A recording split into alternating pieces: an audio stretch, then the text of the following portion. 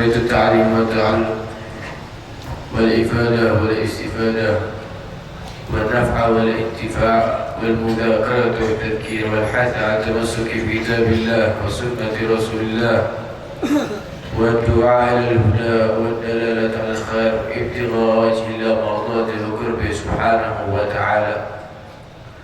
نوينا كما نوى آباؤنا وأسلافنا ومشايخنا الصالحون ومثل ما نوى أهلنا وكل نية صالحة نويناهما الرسول وسدناهما طلبه طلبنا وإلى حضرة النبي محمد صلى الله عليه وسلم. الفاتحة.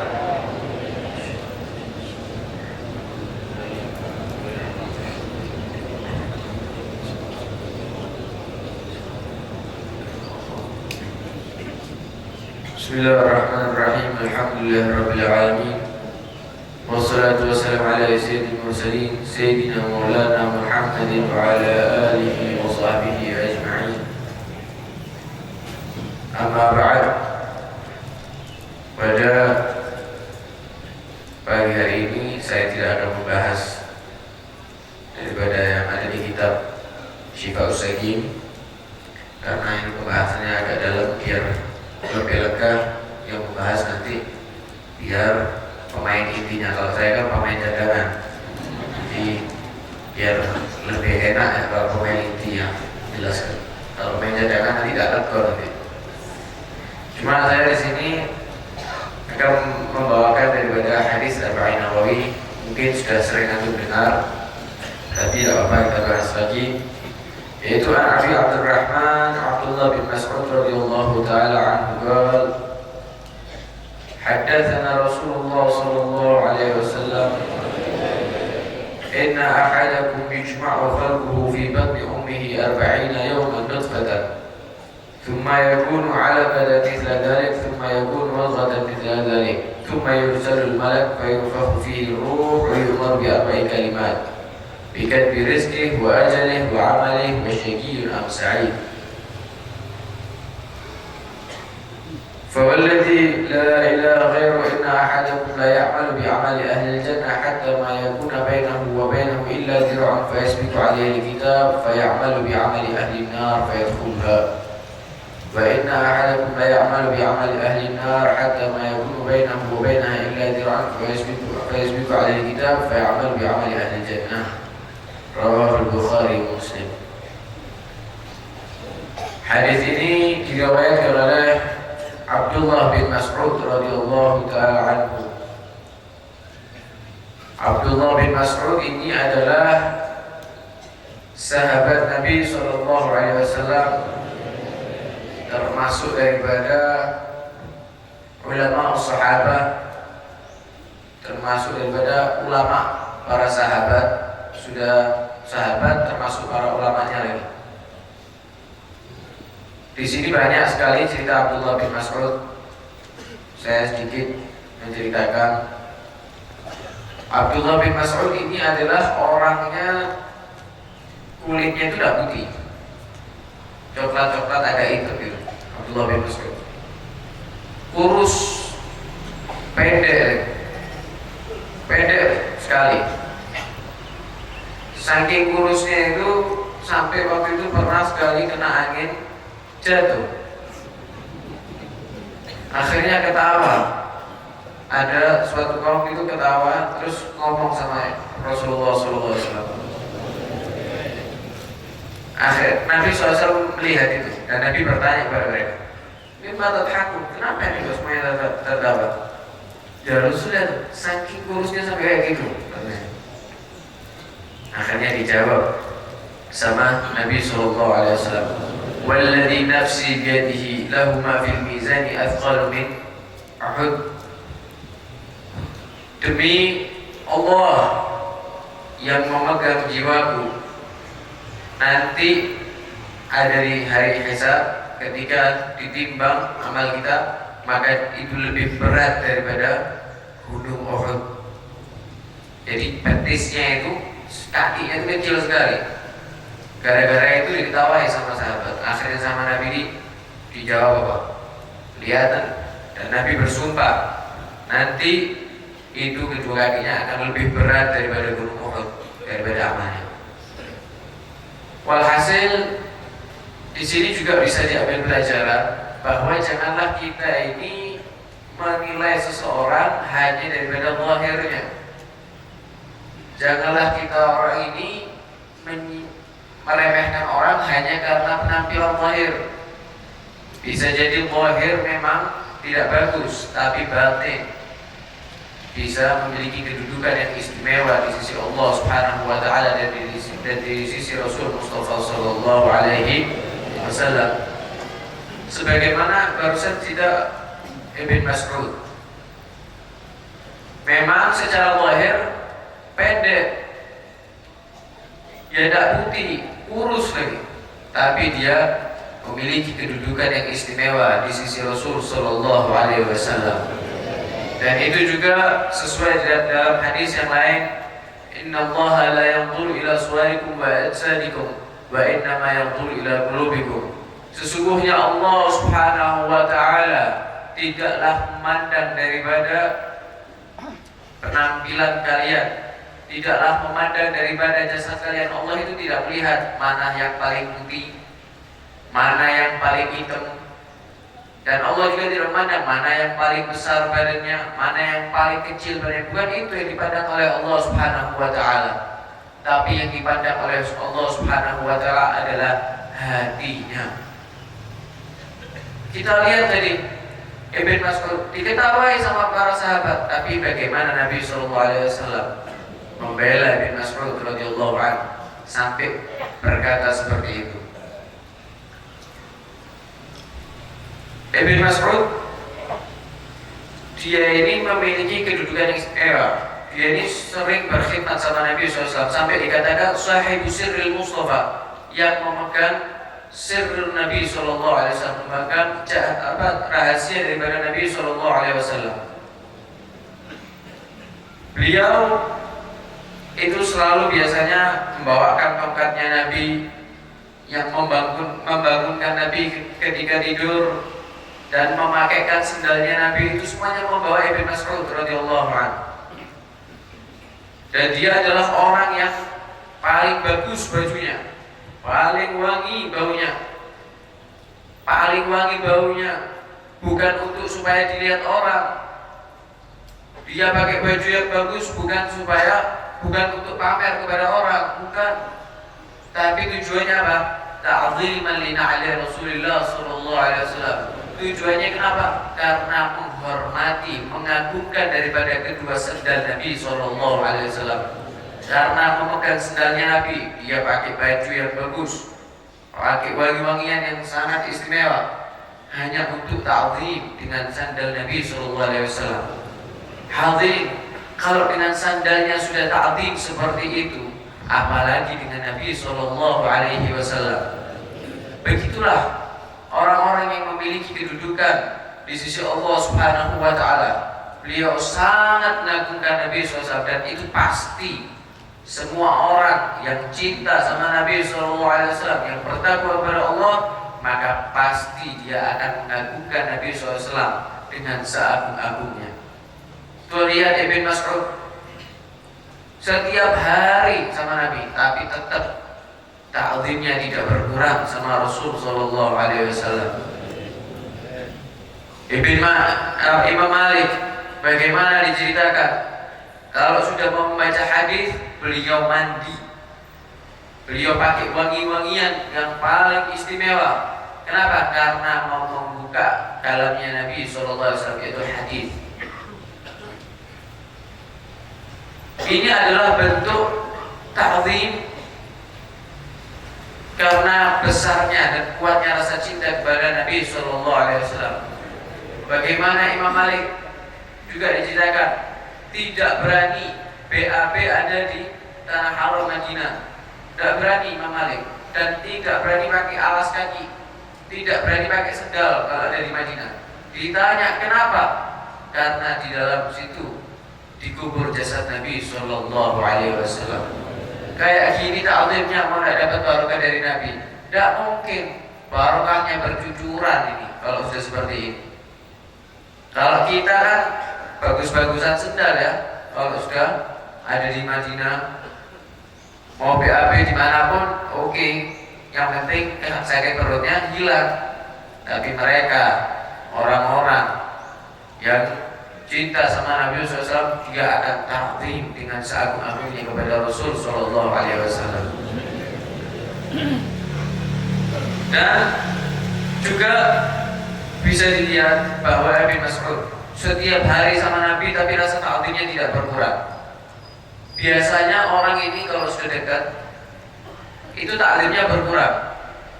Kalau cara ketemu sama Pak Yai, cara ketemu sama Habib, apalagi Habib yang paling defense ya, atau Kiai yang paling disenangi sama dia, wah takdimnya Masya Allah, merungkuk-merungkuk di depannya, sendalnya ditoto. Tapi kalau sudah setiap hari ketemu, insya Allah jarang orang yang tetap seperti itu, jarang. Setiap hari bertemu dengan Kiai yang disenangi, rasa takdim itu terkadang berkurang karena seringnya kumpul. Karena seringnya kumpul akhirnya rasa takdimnya kurang. Makanya sebagian orang itu tidak pengen dekat sama kiainya, tidak pengen dekat sama habibnya, takut kurang ajar. Hanya karena takut kurang ajar, takut nanti kalau sudah terlalu dekat takdimnya berkurang. Ini bisa diambil pelajaran dari Ibnu Mas'ud. Kalau kita sudah khidmat sama Nabi, jangan kita ini berkurang rasa takdimnya walaupun setiap hari sama Nabi. Kita tidak ada Nabi ya dengan ulama-ulamanya, dengan cucu-cucunya. Walaupun kita sudah dekat setiap hari bersamanya, jangan sampai kurang rasa takdim kita kepada mereka. Tetap takdim kita kepada mereka. Dan Ibnu Mas'ud sampai mengatakan apa? Wallahi, saya ini tidaklah diturunkan ayat Al-Quran, tidaklah diturunkan ayat Al-Quran kecuali aku tahu ayat itu diturunkan ada di mana dan untuk apa diturunkan, aku ini sudah tahu, kata Ibnu Mas'ud. Saking dekat sama Nabi, setiap ada wahyu datang, Ibnu Mas'ud ini tahu. Setiap ada ayat Al-Quran turun, Ibnu Mas'ud ini tahu turunnya ada di mana, untuk apa, itu semuanya Ibnu Mas'ud tahu. Saking dekatnya sama Nabi Sallallahu Alaihi Wasallam. Dan Ibnu Mas'ud ini adalah salah satu sahabat yang pertama membaca Quran terang-terangan, yang berani pertama ketika itu adalah Ibnu Mas'ud. Ketika turun surat Ar-Rahman, Nabi SAW berkata, siapa yang berani membaca kepada kaum Quraisy, bacakan surat ini kepada kaum Quraisy. Kaum Quraisy ini kan yang paling getol juga, musuh Nabi. Akhirnya Ibnu Mas'ud menjawab, ana ya Rasul, saya ya Rasul, kata Ibnu Mas'ud. Ini sudah badannya kayak gitu tapi kendel. Ya, sudah badannya kayak gitu sudah tapi kendel, kurus, tidak tinggi, berani tapi untuk Rasul Sallallahu Alaihi Wasallam. Akhirnya berangkat ini Ibnu Mas'ud ke tempatnya kaum Quraisy. Ya, waktu itu ada di sekitar Ka'bah. Akhirnya membaca ini Ibnu Mas'ud surat Ar-Rahman. Di situ ada Abu Jahal. Bangun Abu Jahal, marah Abu Jahal. Ya, sudah tahu Abu Jahal yang paling musuhi Nabi Sallallahu Alaihi Wasallam. Marah Abu Jahal, akhirnya ditempelin Ibnu Mas'ud. Ditempelin Ibnu Mas'ud saking kerasnya pukulan tadi itu sampai telinganya ini pecah keluar darah. Akhirnya Ibnu Mas'ud kembali kepada Nabi sama nangis. Sumpah akhirnya Nabi SAW. Tidak lama turun malaikat Jibril alaihissalam. Turun malaikat Jibril sambil tersenyum ini malaikat Jibril. Ketawa ini malaikat Jibril. Kata bingung Nabi ini. Dijawab. Akhirnya Nabi ngomong sama malaikat Jibril. Ente datang ketawa, sedangkan Ibnu Mas'ud nangis. Apa ini maksudnya ini? kamu Ibn Mas'ud ini sekarang nangis karena habis memilih Abu Jahal, kamu sekarang datang ketawa-ketawa. Dijawab akhirnya sama malaikat Jibril, engkau akan mengetahui ya Rasul sallallahu alaihi wasallam kenapa aku ketawa. Apakah aku ketawa? Nanti engkau akan mengetahui.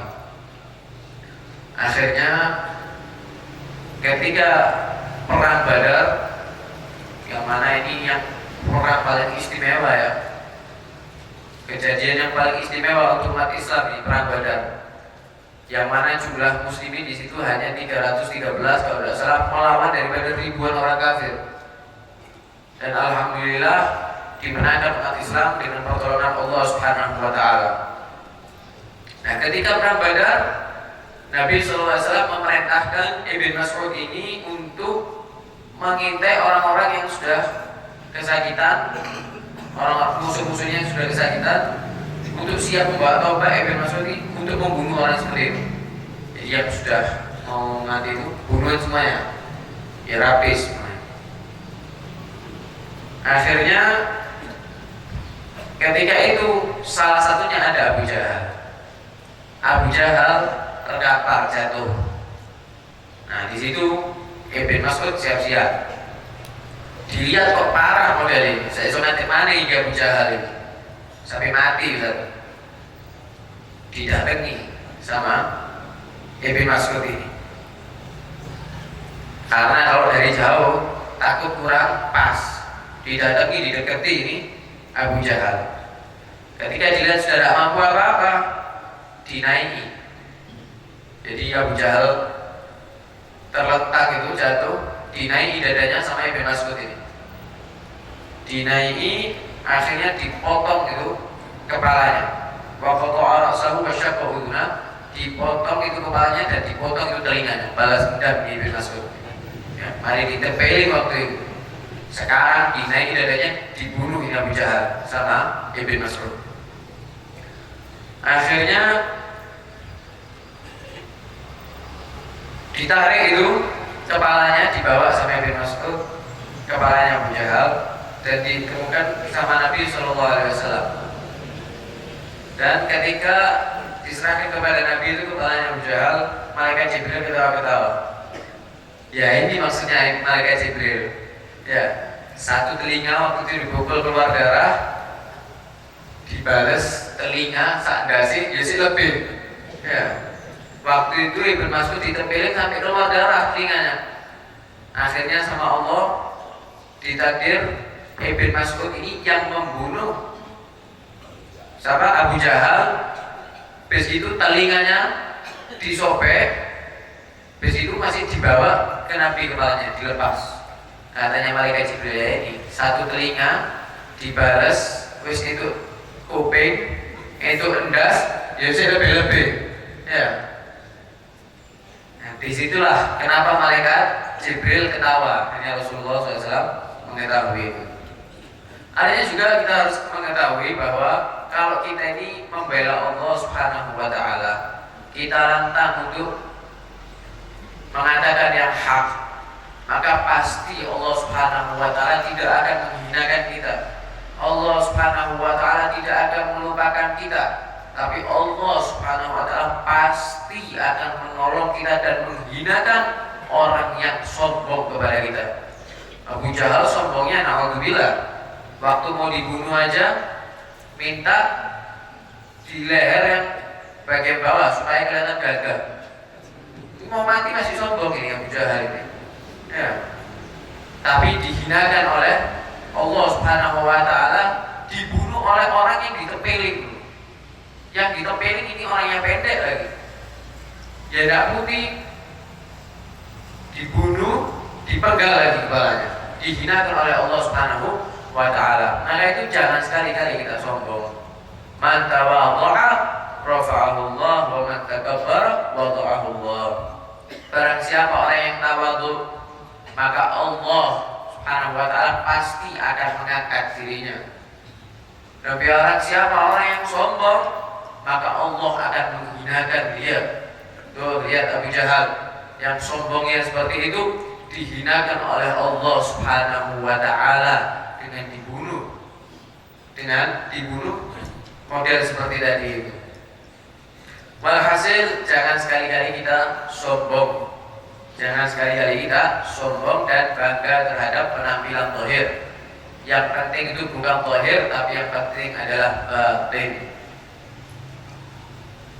Dan dalam hadis tadi Rasulullah SAW menerangkan bahwa sesungguhnya manusia ini diciptakan melalui perut perempuan daripada perut ibunya. 40 hari daripada sel, awalnya daripada cairan sel. Setelah 40 hari menjadilah gumpalan darah. Kemudian setelah gumpalan darah menjadilah gumpalan daging. Setelah gumpalan daging barulah berbentuk seperti manusia. Dan di situ akhirnya ditiupkanlah ruh, ruh. Ketika sudah ditiupkan ruh ke dalam jasad tersebut, maka para malaikat diperintahkan oleh Allah Subhanahu wa taala dengan 4 hal. Dengan apa? Dengan menulis rezekinya, ajalnya, amalnya, dan ditentukan bahwa dia adalah orang yang celaka atau orang yang beruntung. Kita tidak tahu kita termasuk orang yang celaka atau yang beruntung. Mudah-mudahan semua yang menjadi orang yang beruntung. Maka itu jangan kita ini merasa aman daripada gangguan-gangguan setan. Jangan kita ini merasa aman daripada tipu daya Allah Subhanahu wa taala. Kita nggak tahu akhir ajal kita ini apa. Apakah kita orang yang celaka ataukah orang yang beruntung. Maka itu dikatakan, demi Allah yang tiada Tuhan selainnya, kata Nabi SAW, sesungguhnya salah satu dari kalian beramal dengan amalnya ahli surga. Masya Allah, ketika hidup amalnya ini sudah amalan orang yang masuk surga, sudah sholatnya Masya Allah, ibadahnya Masya Allah, banyak ibadahnya, ngajinya, puasanya Masya Allah. Bahkan sampai jarak dia sama surga ini tinggal sejengkal, tinggal 1 zirah, 1 meter, hanya 1 meter jaraknya sudah sama surga, sangat dekat sekali. Akhirnya terpeleset beramal dengan amalnya ahli neraka, akhirnya masuk neraka dan jadi masuk surga. Kenapa? Karena terpeleset di akhir hayatnya. Ada juga yang sebaliknya, Nabi, hidupnya maksiat terus.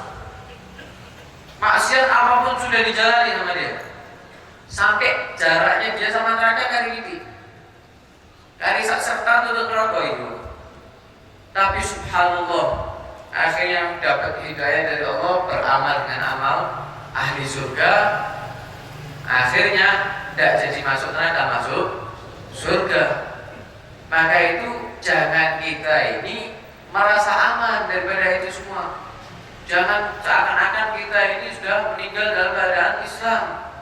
Belum tentu, kita nggak tahu. Makanya itu kita selalu minta kepada Allah Subhanahu wa taala untuk dimatikan husnul khatimah, untuk selalu dimatikan dalam keadaan iman, dalam keadaan Islam kepada Allah dan kepada Rasul sallallahu alaihi wasallam. Dan jangan kita itu meremehkan orang yang bermaksiat. Jangan kita merasa bangga terhadap diri kita, jangan.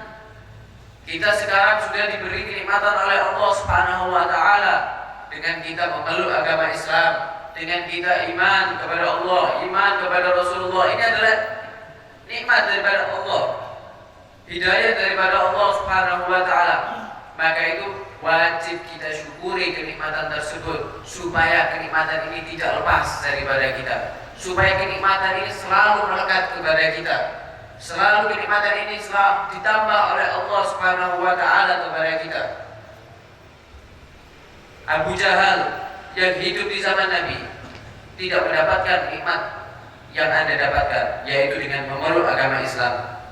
Tidak mendapatkan apa yang Anda dapatkan dengan beriman kepada Rasulullah sallallahu alaihi wasallam.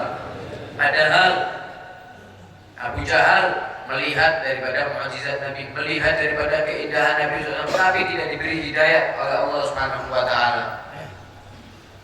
Maka itu alhamdulillah kita ini sudah diberi nikmat oleh Allah Subhanahu wa taala, wajib kita syukuri supaya nikmat ini selalu ditambahkan kepada kita. Sebagaimana yang dikatakan dalam Al-Qur'an apa? La in syakartum la azidannakum wa la in kafartum inna 'adzabi lasyadid. Kalau kalian bersyukur terhadap nikmat yang telah diberikan oleh Allah Subhanahu wa taala, maka Allah akan menambah kenikmatan tersebut.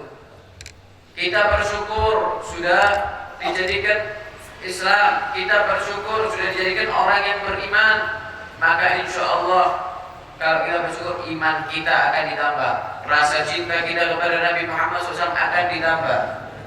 Tetapi sebaliknya, kalau kita justru mengkufuri nikmat, maka inna adzabi lasyadid. Kalau kalian mengkufuri nikmatku kata Allah Subhanahu wa taala, maka ketahuilah sesungguhnya azabku sangatlah pedih, sangatlah keras kata Allah Subhanahu wa taala. Maka itu jangan kita ini mengkufuri nikmat. Syukur sering saya terangkan. Syukur itu dengan tiga hal. Dengan lisan, wal janan, wal arkan. Dengan lidah yang pertama dengan hijab, kita mengucap alhamdulillah. Yang kedua dengan hati kita, ya, kita juga bersyukur kepada Allah yang di dalam hati kita. Dan yang terakhir dengan apa? Arkan, dengan perilaku kita, dengan amal kita, dengan menjalankan apa yang telah diberi oleh Allah untuk Allah, untuk taat kepada Allah, untuk taat kepada Rasulullah. Ini baru namanya syukur. Bukan berarti syukur itu alhamdulillah untuk menetap, tapi jalankan kenikmatan tersebut untuk Allah Subhanahu wa ta'ala. Kita diberi kenikmatan bisa memandang, buat kenikmatan tersebut, pandangan tersebut untuk perbuatan taat kepada Allah dengan membaca Al-Quran, dengan membaca kitab, dengan melihat orang-orang solehin, dengan melihat orang-orang alim. Ini baru namanya syukur.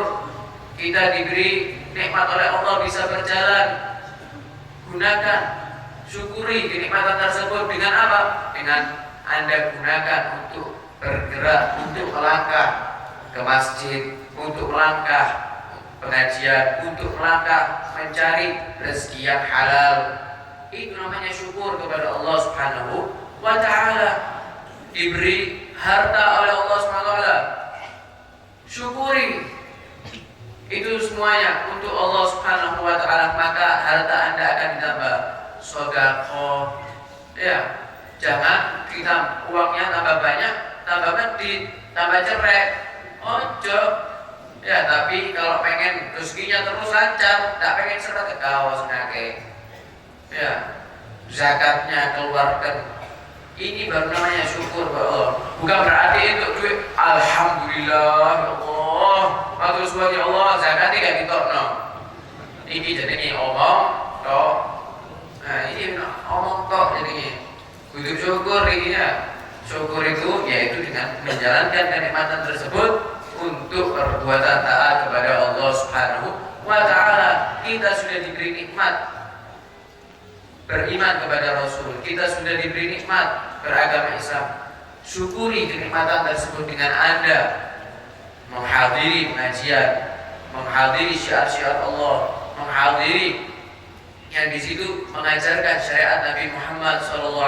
Maka kenikmatan tersebut insya Allah akan ditambah oleh Allah Subhanahu wa ta'ala dan tidak dilepas dari kita. Dan dengan begitu insya Allah kita menjadi orang yang beruntung. Maka itu orang-orang solehnya itu walaupun agak ibadahnya banyak, mereka itu tidak pernah merasa aman.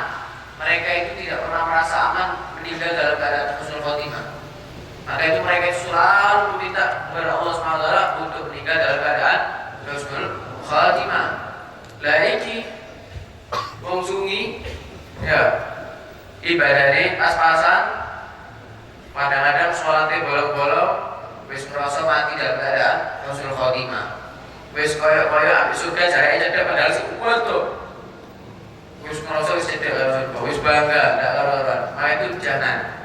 Itu justru membuat kita celaka nanti. Naudzubillah min dzalik. Maka itu kita minta sama Allah Subhanahu wa taala, mudah-mudahan kita semuanya menjadi orang yang beruntung dunia dan akhirat. Mudah-mudahan kita semuanya meninggal dalam keadaan beriman. Mudah-mudahan kita semuanya meninggal dalam keadaan husnul khatimah. Ya Allah biha ya Allah biha ya Allah bi husnul khatimah. Amin ya rabbal alamin.